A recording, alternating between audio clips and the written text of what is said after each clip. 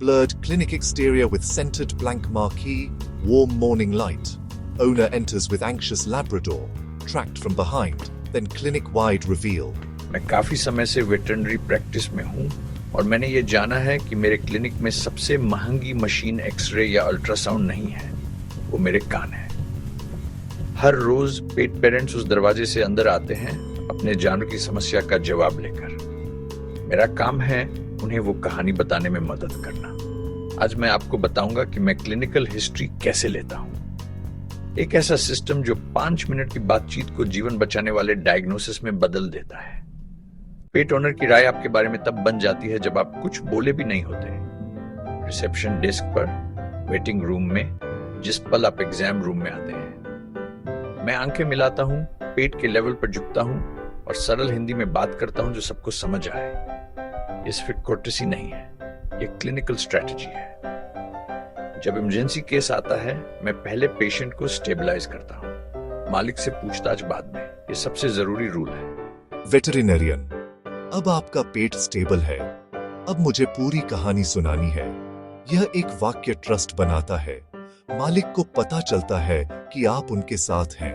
History सिर्फ कागजी काम नहीं है, ये डिटेक्टिव वर्क है। हर जवाब एक क्लू है, हर डिटेल एक सुराग। Owner on screen.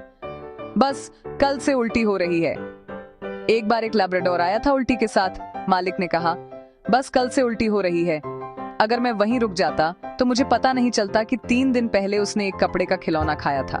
टाइमलाइन मायने रखती है, डिटेल्स मायने रखती है। मैंने ऐसे केसेस देखे हैं जहां परसेंट डायग्नोसिस सही सवाल पूछने से आई।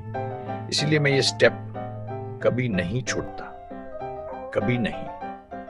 जब मालिक को लगता है कि आप सुन रहे हैं, वो आपको वो बातें बताते हैं जो शायद उन्हें नहीं लगती थी, और वही बातें डायग्नोसिस बदल देती हैं। मैं हर हिस्ट्री की शुरुआत सिग्नलमेंट स्नैपशॉट से करता हूं। उम्र, नस्ल, लिंग न्यूटर्ड है या नहीं, यह मेरा फाउंडेशन है। 2 महीने के पिल्ले की दस्त और 1.5 साल के जर्मन शेपर्ड की दस्त दोनों बिल्कुल अलग केसेस हैं। सिग्नलमेंट यही बताता है। फिर मैं पूछता हूं, यह आपके पास कितने समय से है? एक नया रेस्क्यू डॉग ऐसी समस्याएं छुपाए हो सकता है जो मालिक को अभी तक पता नहीं। फिर आता है सबसे जरूरी सवाल, आपको सबसे ज्यादा परेशानी क्या है? और फिर मैं चुप हो जाता हूं। मैं बीच में नहीं बोलता, मैं उनके वाक्य पूरे नहीं करता, मैं उन्हें अपने शब्दों में बोलने देता हूं। पिछले हफ्ते से थोड़ा अलग बिहेव कर रहा है, और वो अलग वही मेरा क्लू होता है। तो आप कह रहे हैं कि पिछले हफ्ते से बिहेवियर में बदलाव आया है? चीफ कंप्लेंट वो कंपस है जो पूरे डायग्नोसिस को गाइड करता है। इसे इग्नोर करना मतलब अंधेरे में चलना।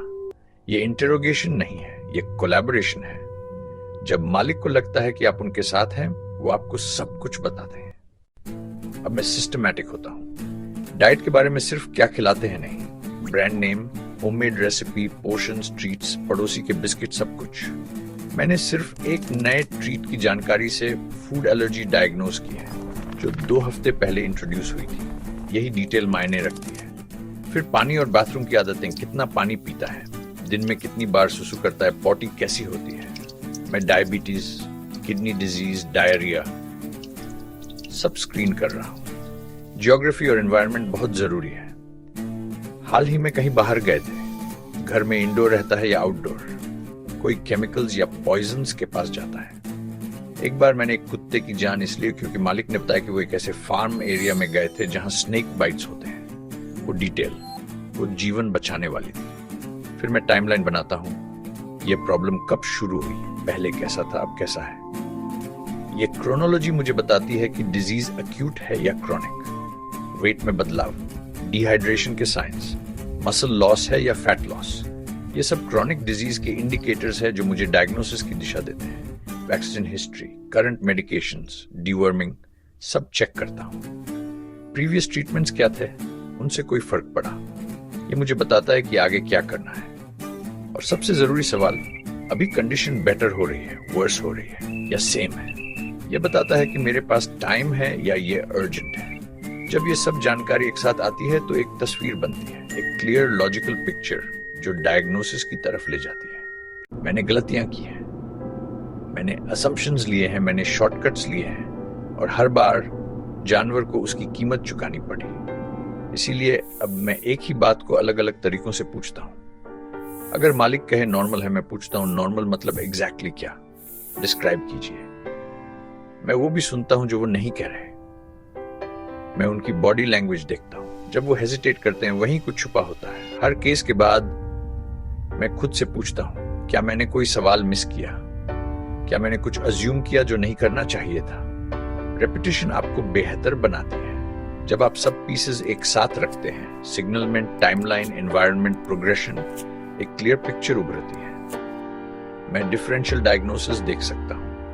मैं अपने अगले स्टेप्स प्रायोरिटाइज कर सकता हूं। हिस्ट्री ने मुझे वो डायरेक्शन दी जो कोई मशीन नहीं दे सकती। वो 5 मिनट की बातचीत ने मुझे 5 अननेसेसरी टेस्ट से बचाया और उस पेट को 5 दिन की तकलीफ से। यही है सही तरीके से मेडिसिन प्रैक्टिस करना। Proper history leads to accurate diagnosis and better outcomes. यही है असली क्लिनिकल स्किल।